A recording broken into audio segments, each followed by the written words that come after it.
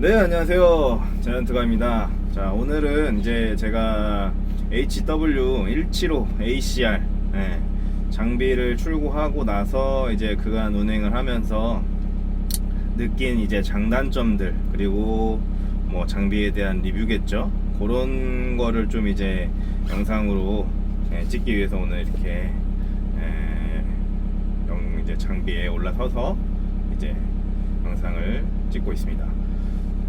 일단 제가 요 장비를 출고는 이제 작년 11월 달에 했고요. 그리고 이제 그간 이제 뭐 오래되진 않았지만 그래도 한 반년 정도 이제 운영을 하면서 여러 가지 이제 뭐 느낀 게 많았어요. 그리고 국내 방식의 펌프죠. 이제 네거티브 방식의 펌프들과는 또 이제 이 장비는 또 다르다라는, 이제 왜냐면 이 장비 같은 경우는 로드 센싱 방식의 장비이기 때문에 국내에서 이제 지금 이제 출고 뭐 국내에서 하는 장비들의 펌프는 보통 네거티브 방식이거든요. 그래서 이제 쉽게 말씀드리면은 국내에서 하는 장비들은 이제 펌프가 이제 작동되는 이제 뭐 방식은 유압이 1부터 10이라 그래 있으면은 그 유압이 1부터 10이 이제 항상 이제 대기 상태예요. 10이 그 유압을 대기하고 있는 상태에서 내가 레바를 조정하면 그 조정한 대로 바로 이렇게 직결적으로 이제 오는 거죠. 그러니까 그러다 보니까 특히 이제 두산을 타시는 분들, 그리고 기존의 현대를 타셨던 분들, 그런 분들이 느끼는 게 그래도 동작이 빠릿빠릿하고 뭔가 시원시원하게 나온다라고 이런 느낌을 받으실 거예요. 그게 이제 보통 네거티브 방식의 이제 펌프는 그런 이제 장점이 있지만, 단점으로는 그런 류의 펌프들은 문제가 뭐냐면, 내가 섬세하게 일을 하고 싶거나 내가 뭔가 약간 좀 정밀하게 일을 해야 될 때는 그게 굉장히 내가 운전자로서 피곤해요. 근데 반면 제가 지금 운영하고 있는 로드 센싱 이 펌프 방식은 앞서 말씀드렸던 것처럼 1부터 10이라는 유압이 있으면은 얘는 내가 이 유압 자체가 내가 신호를 주기 전까지는 유압이 대기를 하고 있지를 않아요. 그러니까 그 말은 내가 레바를 움직여서 이제 신호를 줬을 때 내가 1이라는 레바의 움직임을 했으면 그 1이라는 유압이 전달이 되고요. 예를 들어서 10이라는 유압을 전달했으면 10이라는 유압이 가는데, 그 얘는 이제 유압이 대기하지 않다 보니까 10이라는 유압을 내가 신호를 줬을 때 순간적으로 팍 반응하진 않아요. 왜냐? 얘는 유압을 그거만큼 가기 위한 또 속도가 있기 때문에, 그렇게 이제 우리가 운영한 이제 보편적으로 운영하시는 국내 장비들하고는 다른 거죠. 그러다 보니까 약간 내가 운영하는 방식이 달라요. 그렇다고 해서 얘가 동작이 느리냐? 절대 그렇지 않아요. 어느 정도 그 국내 장비들과 비슷하게 다 이제 그런 모션이나 퍼포먼스는 다 나오고요.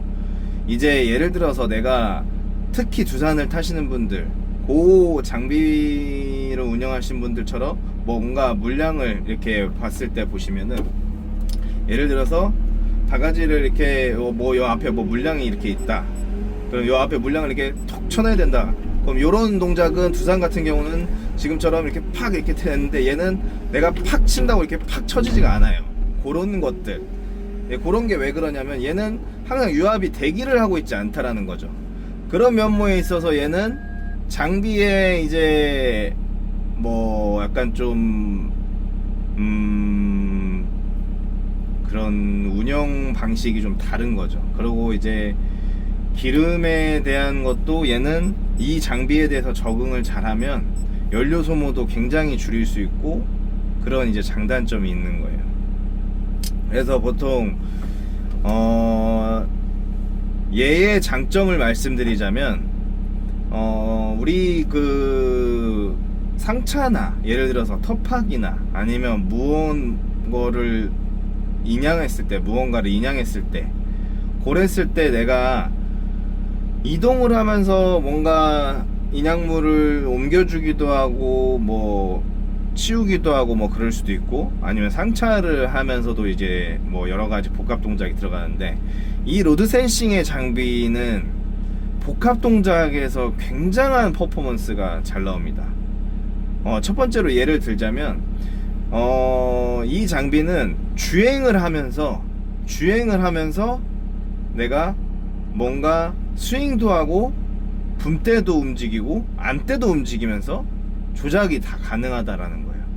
근데 국내 장비 같은 경우, 특히 이제 네거티브 방식의 펌프를 쓰는 방식의 장비들은 그렇게 하면 어느 곳 하나의 유압이 쏠림으로써 인해 그 유압의 쏠림이 딱 되는 순간부터 한쪽의 동작이 끊기게 돼 있어요. 그러면서 무슨 현상이 나느냐, 울컥 거리님이 나오는 거죠. 네. 그래서 그런 이제 장점들이 이 장비는 있다라는 거죠. 이 네거티브 방식의 장비들은 절대 그렇게 할 수가 없어요. 하려면 무조건 단동작씩 나눠서 해야 되지, 복합으로 했을 때는 주행에 의한 압에 다른 데가 손실이 돼 버려요. 주행 압이 원체 많이 들어가기 때문에, 그래서 다른 동작을 할 수가 없다. 그렇지만 제가 지금 타고 있는 HW175ACR 장비 같은 경우는 로드 센싱 방식의 펌프를 이제 사용하고 있기 때문에 그렇게 가능하다라는 점이 있습니다. 그리고 또한 이제 우리 장비 같은 게 이제 장점으로 치자면 무슨 장점이 있냐면요, 보이실지 모르겠지만 잠시만요, 요거를 조금 에어컨 좀 살짝 쓰겠습니다. 자, 이제 보실게요. 우리가 예를 들어서 요즘 뭐 공육이 옛날 같지 않아 가지고 공투가 하던 일들도 굉장히 많이 해요. 예를 들어서 내가 이렇게 쭉 뻗었어요. 그럼 쭉 뻗어서 이 지점에 이 콘크리트 바닥에다 두고 이거에 맞춰서 쭉 끌고 와야 된다라고 했을 때, 이렇게 쭉 끌고 와야 된다고 했을 때 이 동작을 내가 스트레스 없이 할 수 있냐 이거예요. 근데 다른 이제 특히 좀 동작이 빠릿빠릿한 회사들의 장비들 같은 경우는 이거에 대한 스트레스가 굉장히 많아요. 이게 거의 뭐 바닥을 이제 지금은 제가 안 긁고 있는데, 원체 또 여기는 포장한 지도 얼마 안 됐고, 이런 방식의 동작을 내가 이렇게 편리하게 할 수 있냐 이거죠. 이렇게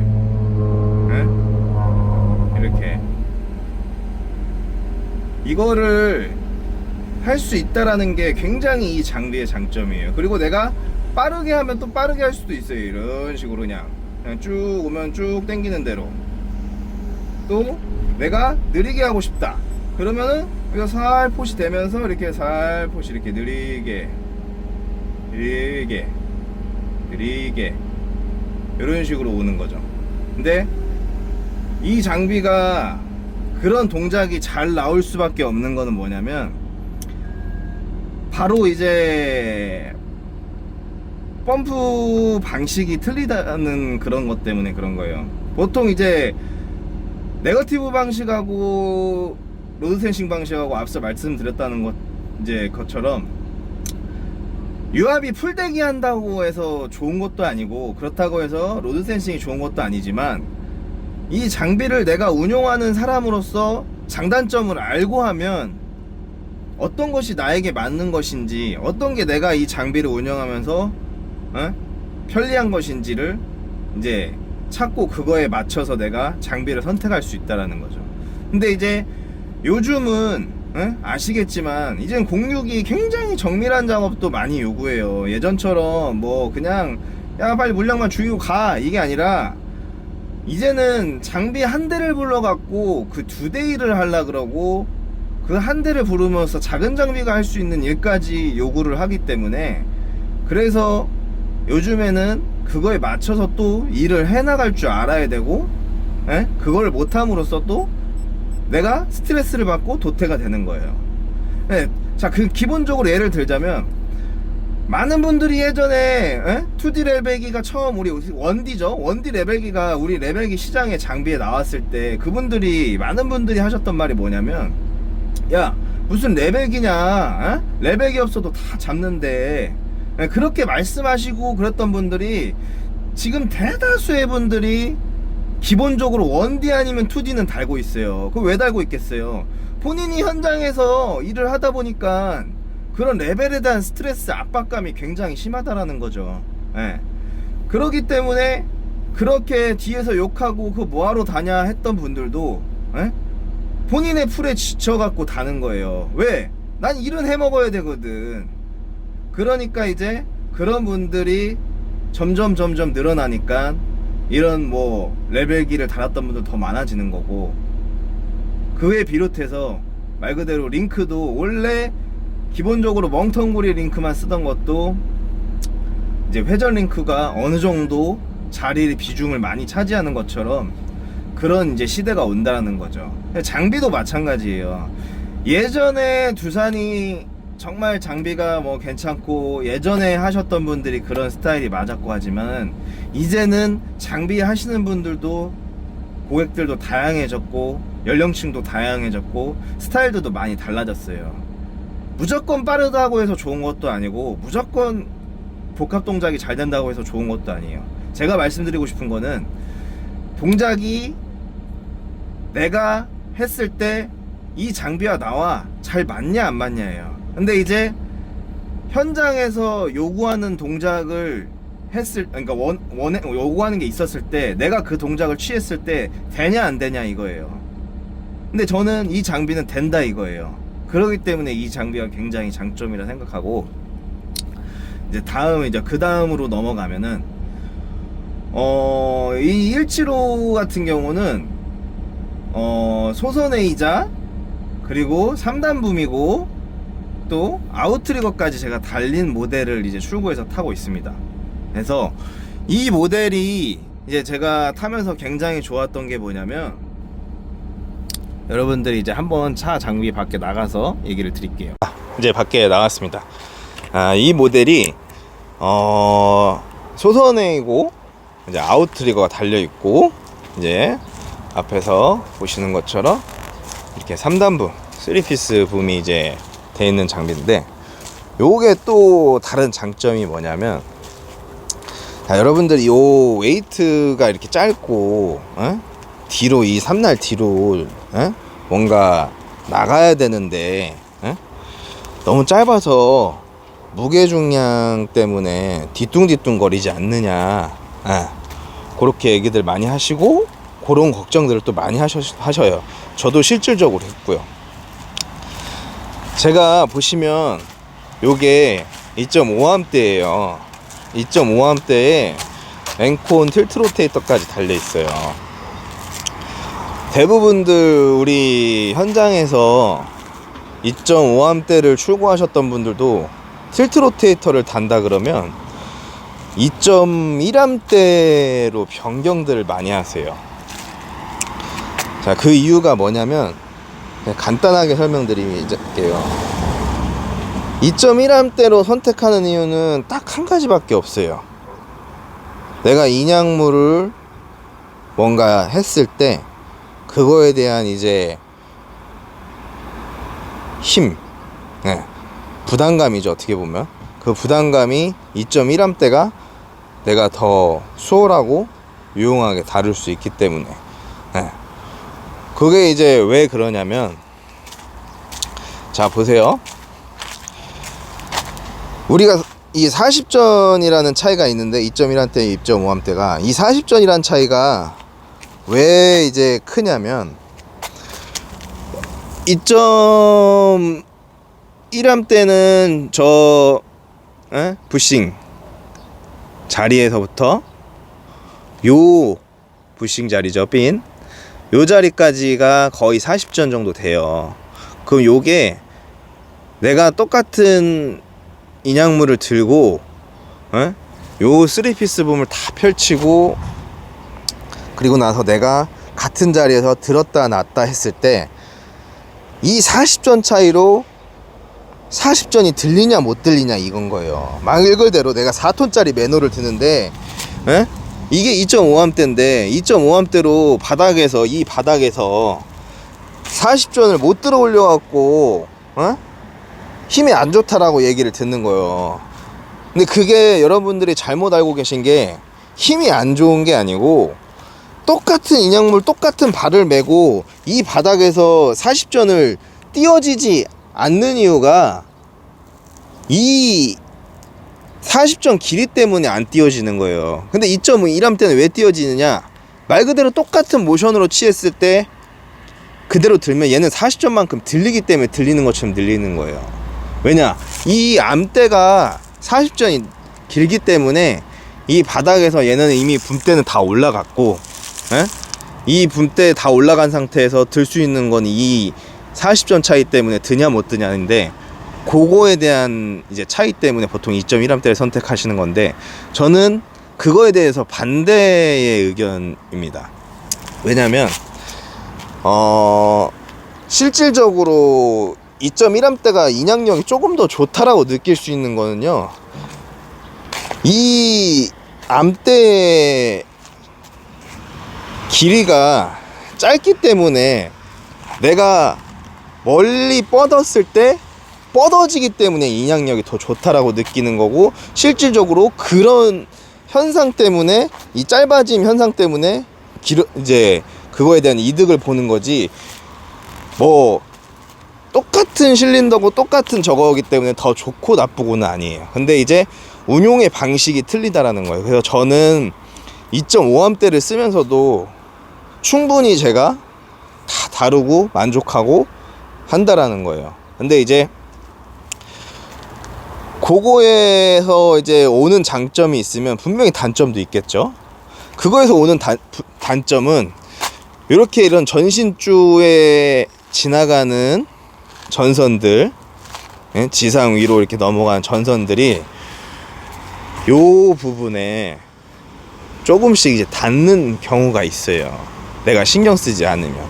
그런 단점들이 있고, 그리고 뭔가 내가 뭐 어디 이렇게 지나가야 되는데, 뭐 예를 들어서 지하차도라든지 그럴 때 이 팔을 내가 잘, 이 암대 자세를 잘 취하고 지나가야지, 그러지 않으면 이렇게 긁힐 수 있다라는 그런 단점들이 있습니다.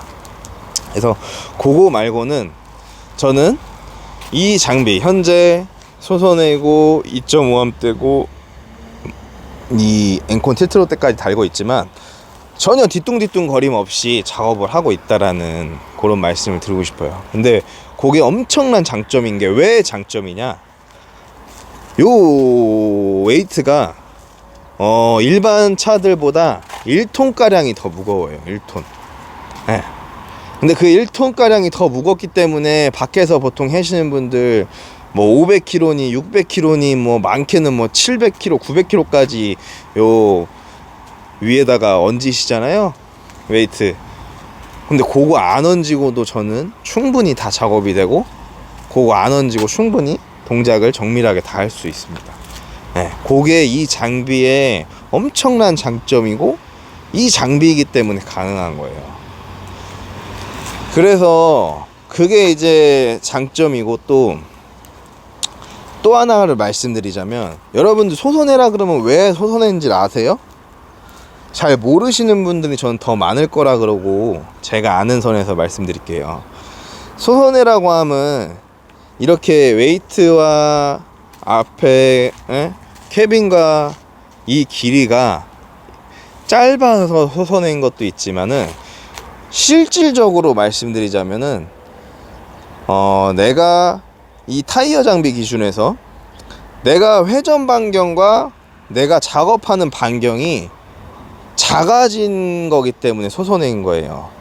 근데 이제 이 장비는 명확하게 소선해라고 말할 수 있는 게, 뒤에 리어 축과 프론트 축의 간격이, 이걸 축간이라 그러죠. 휠베이스라고도 하기도 하고, 그게 굉장히 짧아요. 네. 그래서 내가 예를 들어서 여기서 좌회전을 해서 나갈 때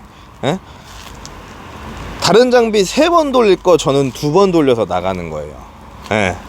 그러기 때문에 그거에 대해서 굉장히 장점이고, 또한 이 장비가 아웃트리거가 달려있기 때문에 아웃트리거가 달려있는 장비일수록 더 소선회가 유리할 수밖에 없어요. 왜? 우리가 현장에서 작업하다 보면은 예를 들어서 여기 길을 이렇게 빠져 나가야 되는데 여기가 옹벽이 있어요. 좌회전으로 해서 나가야 되는데, 근데 내가 나갈 때 이 아웃트리거 방향이 아니라 삼날 방향으로 해서 나가는데 핸들을 잘못 꺾고 그러면서 축간이 길면 이 아웃트리거가 여기 서 있는 옹벽을 때린다라는 거예요. 회전을 하면서. 왜? 회전 반경이 크니까. 그래서 수선회가 그런 데서 유용하고 협소한 공간에서 작업이 가능한 겁니다. 그래서 잘 아시는 분들은 아시겠지만 모르시는 분들한테 팁을 드리자면, 소선회를 결정하실 때는 타사 장비도 지금 소선회가 나와 있잖아요.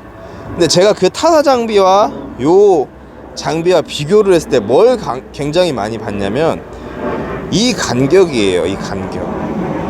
그리고 이 하부체 주행 모터까지, 그게 실질적으로 그거에 준하는, 이 07급스에 준하는 하부가 들어가 있냐 아니냐를 이제 본 거예요. 근데 얘는 축간도 짧지만은 하부체도 07급스에 준하는 이제 그게 들어가 있어요. 근데 실질적으로 얘는 어디에 빠져서 나올 때도 굉장히 수월하게 잘 나와요. 제가 타회사차 그냥 일반 두단 6W이 뭐 빠져도 못 나오는 거 저는 그냥 그대로 주행해서 나오고 그래요. 이제 그게 이제 역할을 할 수 있는 거는 주행 모터에서 하는 거예요. 이 수박통 이것만 커진다고 해서 힘이 써지는 게 아니에요. 잘 모르시는 분들이 요게 커졌다 그래서 좋다 그러는데, 실질적으로 미션에서 전달해 받는 이제 주행 모터가 힘이 커야지만이 얘가 나올 수 있는, 험지에서 나올 수 있는 그 능력이 강해지는 거지, 요것만 커진다 그래서 주행에 대한 이 험지에서 탈출 능력이 강해지진 않아요. 그래서 여러분들도 그거를 보실 때 잘 보시고 선택을 하시면 될 것 같아요. 그래서 저는 이게 굉장히 장점이다 라고 말씀을 드리고 싶고, 또 하나로는 다른 장비도 있겠지만 요 아웃트리거가 굉장히 또 물건이에요. 소선회를 하실 거면 저는 이 아웃트리거를 무조건 추천드려요. 내가 무조건 좁은 데만 가야 되는 게 아니라면. 작업할 때 많이 걸리실 것 같겠지만 실질적으로 우리가 굉장히 많이 빠지는 작업지에는 이 타이어로는 가지도 못할 뿐더러 작업이 불가합니다. 그 정도로 빠지는 데서 작업할 것 같으면은 무한 궤도 방식의 장비를 불러서 하는 게 맞고, 이 타이어 장비에 걸맞게 작업할 수 있는 현장에서는 이게 달려있다 그래서 절대 작업을 못하거나 그러지 않습니다. 오히려 더 장점을 많이 발휘하고, 또한 그냥 쉽게 말씀드리자면 우리가 6W 같은 경우에는 앉은 자리에서 뭔가 뭐 카고차에 예를 들어서 블럭이라든지 아니면은 뭐 인터로킹 블럭, 뭐 보강토 쌀 때 쓰는 뭐 호환 블럭 같은, 호환 블럭이 아니라 식생 블럭 같은 그런 것들을 하차를 할 때 내가 뒤에 삼날과 이제 도자 삼날과 요 아웃트리거를 펼치고 자세만 잡아 놓으면 한 자리에서 앞에서부터 끝까지 움직이지 않고 스윙만 해서 다 내려요. 왜? 이 아웃트리거가 있어가지고요. 그렇기 때문에 내가 멀리 이렇게 뻗어도 안정감이 나오는 거예요. 근데 예를 들어서 여기 없어요. 그러면은 이 앞바퀴가 하중을 받는데, 우리가 아무리 앞에 축간이 센터점에서 더 길게 나와 있다라고 하는데 무게가 내가 무거운 게 멀리 뻗어질수록 장비의 중심축에서 멀어지면은 항상 쏠릴 수밖에 없어요. 그러면은 그거를 잡아주는 역할이 우리가 보통 도자유 3날을 이용하거나 아웃트리거를 이용했을 때 그거를 내가 잡아 나가서 작업을 할 수 있는 거죠. 그래서 이게 굉장히 그런데 장점이고, 여러모로 내가 장비가 꿀렁거림도 막아줄 수 있고 옆 작업했을 때도 굉장히 유용하다. 그런 것들을 말씀드리고 싶습니다. 그래서 또 이제 마지막으로 하나만 장점 더, 뭐 다른 장점들도 더 많지만 또 말씀드리면, 지금 잠겼네. 요 안에 이제 우리가 역회전 팬이 달려 있어요. 근데 요즘은 뭐 현장에서 살수를 해가지고 미세먼지 억제를 많이 하긴 하지만, 내가 뭐 앉은 자리에 흙을 퍼가지고 있는 데는 살수를 잘 안 하잖아요. 그러다 보면 내가 흙을 퍼서 딴 데다가 부렸을 때 나오는 먼지, 아니면 다른 차가 이동하면서 생겼을 때 나오는 먼지, 그런 먼지가 우리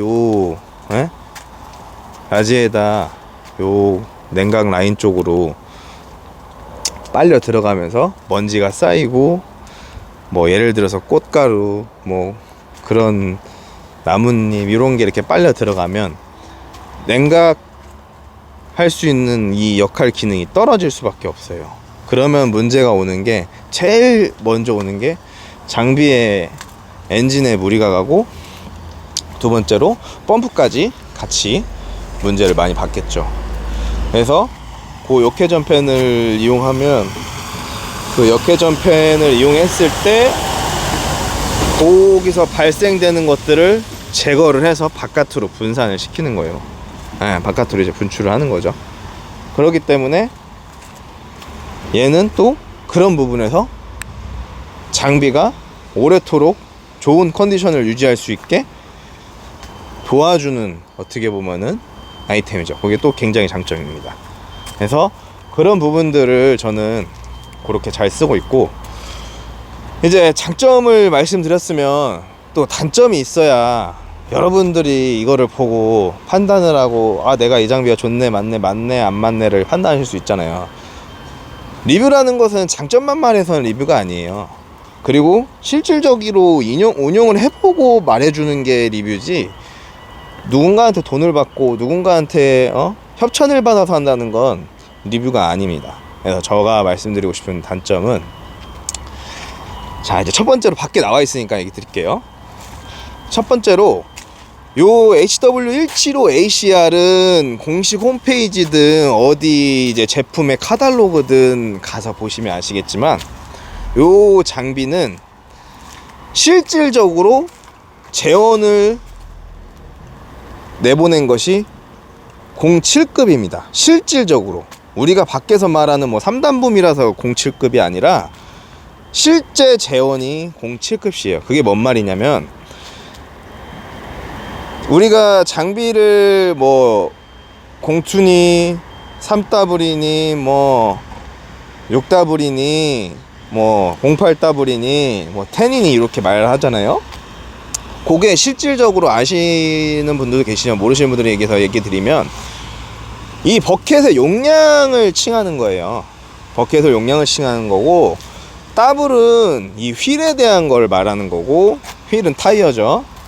그리고 뭐 LC 같은 경우는 크롤라, 롱, 무한 궤도 방식의 이제 그런 방식을 얘기하는 거예요. 그래서 이 장비는 07W라고 얘기할 수 있는 게 뭐냐면, 제원에도 나와 있어요. 바가지 용적이 0.71로 나와 있어요. 근데 우리가 보편적으로 뭐 요즘 나오는 3단붐이나 아니면 일반 기본적으로 06W들 이렇게 보면은 제원표에 0.58 아니면 0.59로 나와요. 바가지 용적이, 버켓 용적이. 그게 뭔 말이냐면 그 급시라는 거예요, 장비가. 근데 이 장비는, 제가 말씀드리고 싶은 단점은 뭐냐면, 이 장비는 내가 0.7 이상이 넘는 장비라고 칭하게 돼 있어서 그걸 보고 산 건데, 문제가 뭐냐면, 이거에 대한 단점이, 우리가 6W하고 08하고의 이런 바닥에 대한 작업을 했을 때, 예를 들어서 토사 생땅을 파냈을 때 그거에 대한 굴착 능력이 다르잖아요. 마찬가지로 얘도 그러면 0.7 0.7로 나왔으면 이 장비가 굴착 능력이 달라야 되는데 달라질 수가 없는 게 뭐냐면은 요 실린더, 버켓 실린더 그리고 암 실린더가 그냥 06으로 나오는 것들이랑 똑같다라는 거예요. 그게 왜 단점이냐고 물어보신다면 얘는 모든 것이 그냥 다 무겁고 길고 그래요. 그리고 하물며 요즘에는 이런 틸트 로테이터도 다시는 분도 계시지만 기본이 요즘에는 회전 링크가 기본이에요. 출고할 때. 그러면 그게 이제 기본이 돼가고 있는 추세인데 그거 추세를 떠나서 얘는 0.7루베를 하는 장비로 나왔으면 요 버켓 실린더와 이 암 실린더가 0.7루베를 다룰 수 있는 그거의 용량에 맞는 실린더가 적용이 돼야 된다라는 거죠. 네. 제 반대로 말씀드리면 내가 08을 샀어요. 08을 샀는데 6W 실린더를 달아놓고 6W 거하고 6W 암 실린더를 달아놓고 작업을 해요. 출고를 해서. 그러면 그 사람들이 대번에 알아보고 대번에 안다라는 거예요. 왜? 그 급수에 준하는 실린더가 아니기 때문에. 제가 이 말을 하는 건 뭔 말이냐면 여러분들이 제일 가장 보편적으로 많이 보는 일반 자동차도 마찬가지예요. 에? 경차부터 준형차, 뭐 준중형차, 뭐 중형차, 대형차 이렇게 있잖아요. 자, 쉽게 설명드릴게요. 성능이 둘 다 고성능이라 하는 아반떼 N이 있고 또 현대 계열사에서 만드는 제네시스 이제 G80 터보 모델이 있어요. 3.3T가. 그러면 둘 다 똑같은 터보 모델이고 고성능 사양이에요.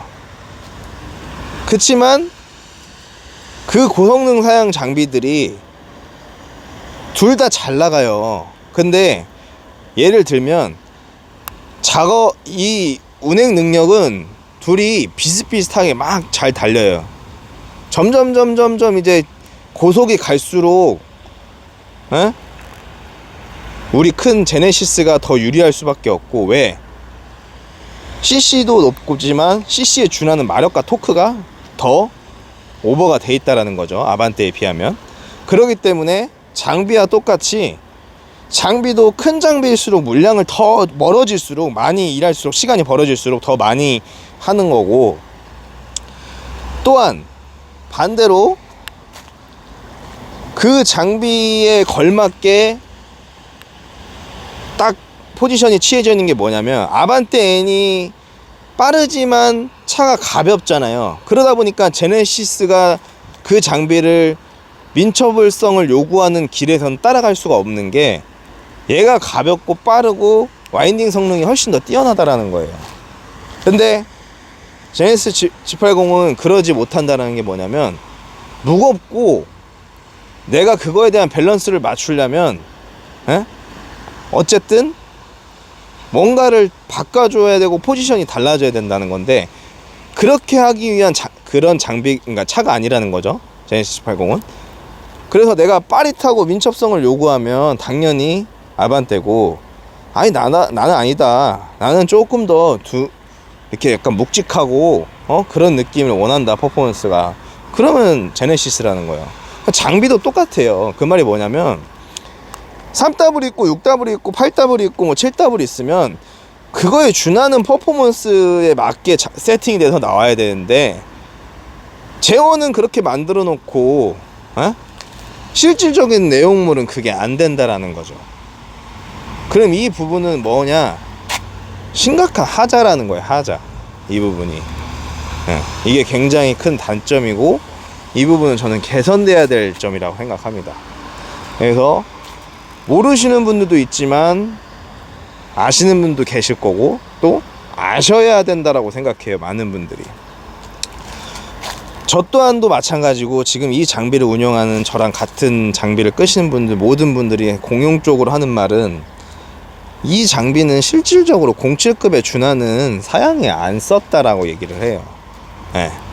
그게 뭐냐면 굴착 능력과 그런 인양 능력이 떨어진다라는 거죠.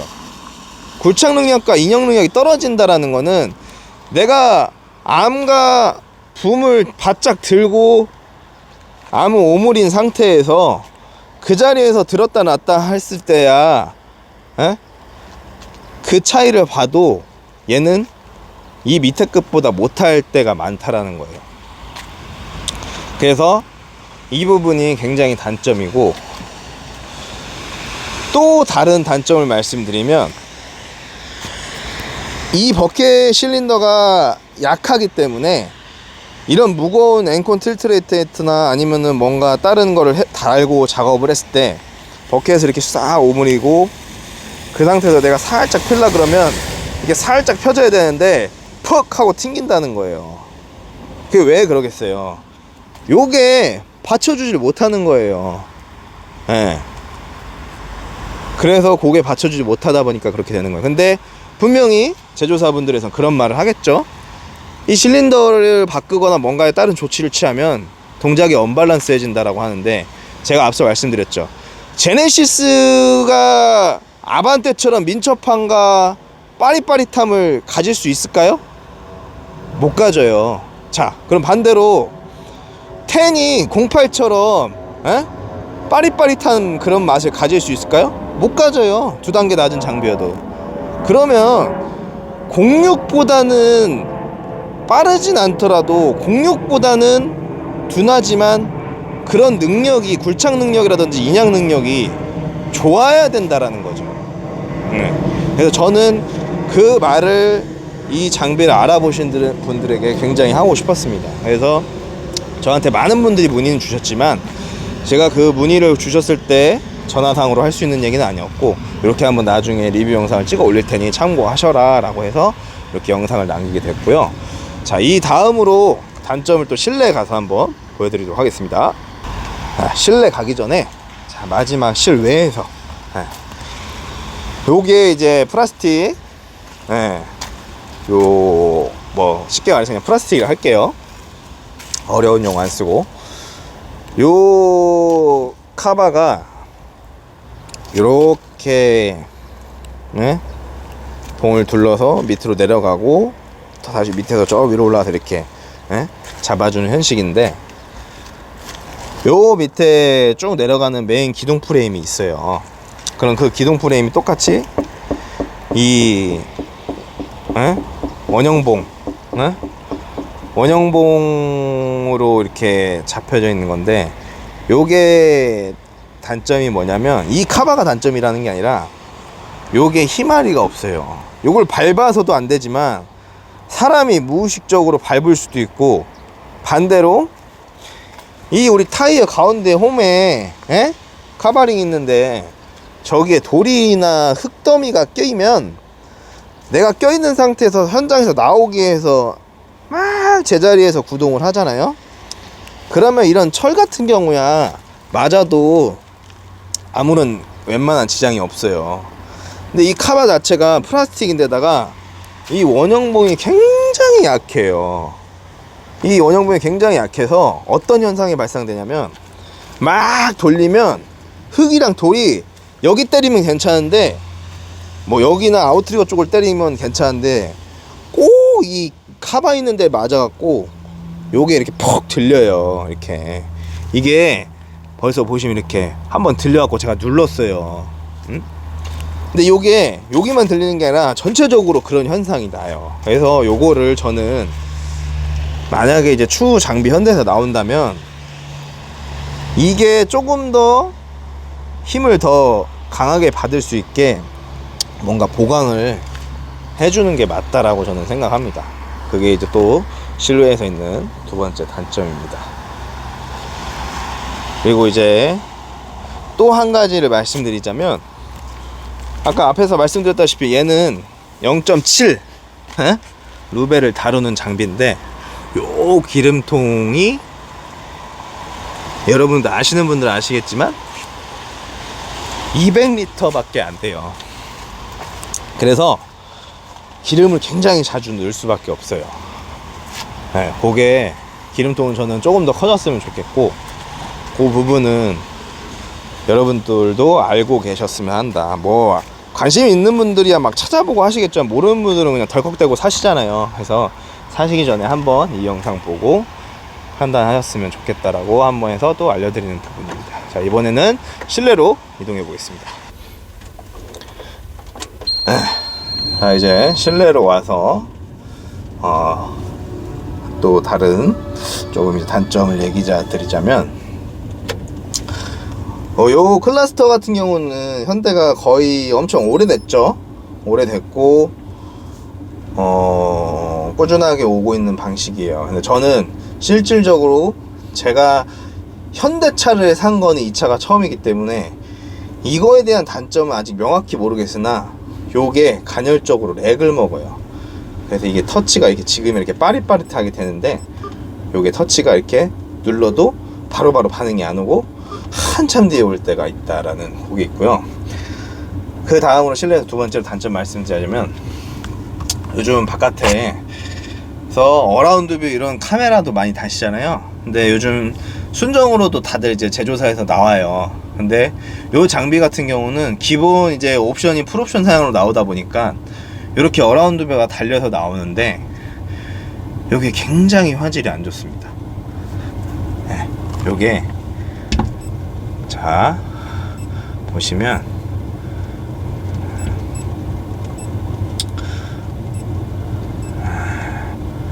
여기 전방, 후방 그런데, 자 예를 들어서 제가 그냥 인터넷에서 주문해서 다른 카메라 화질이에요. 요거 보다가 요거 보면은 속 터지죠. 근데 요거 뭐 인터넷에서 사면 뭐 30, 40이면 사서 달아요. 작업하실 줄도 아시는 분들 계시면 모르시는 분도 계시겠지만 그건 별도고, 작업비는.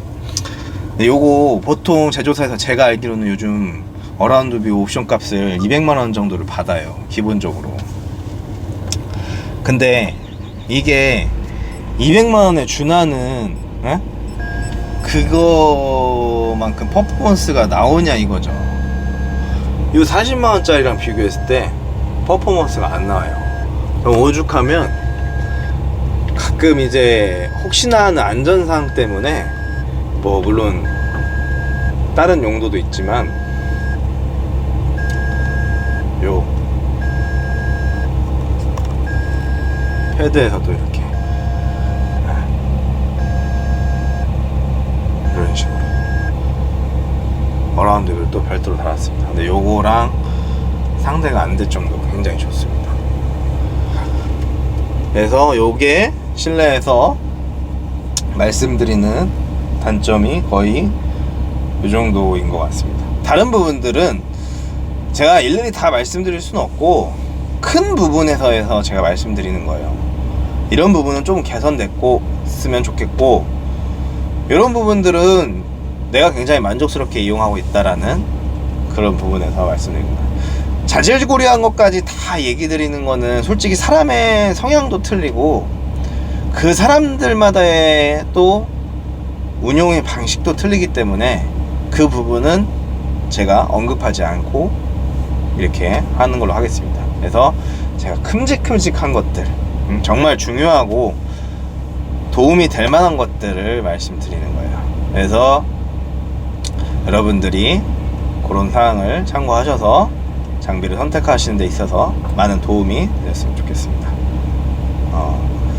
이제 다음에는 실제 장비를 작업하면서 또 한번 그런 궁금하신 사항들이나 이런 게 있었을 때 댓글을 많이 남겨주시면 그 댓글을 좀 제가 총 집합을 이렇게 해가지고 또 한번 리뷰를 한번 해볼 수 있도록 할 테니 많은 분들이 시청해 주시고 좋은 내용이 있으면 남겨주세요. 제가 그 부분에 대해서 최대한 피드백을 드릴 수 있도록 하겠습니다. 그래서 저는 마지막으로 하고 싶은 말은, 이제 현대 관계자분들께서 이 영상을 뭐 보실지 안 보실지 모르겠지만, 제가 이렇게 영상을 뭐 올리는 건 원래 리뷰를 하려고 했었고, 그리고 실질적으로 저는 운영자이기도 하고, 이 좋은 점들은 좋은 것으로 받아들이고, 단점들은 이 부분이 단점이라는 것을 알고 계셨으면 좋겠다라는 거예요. 그리고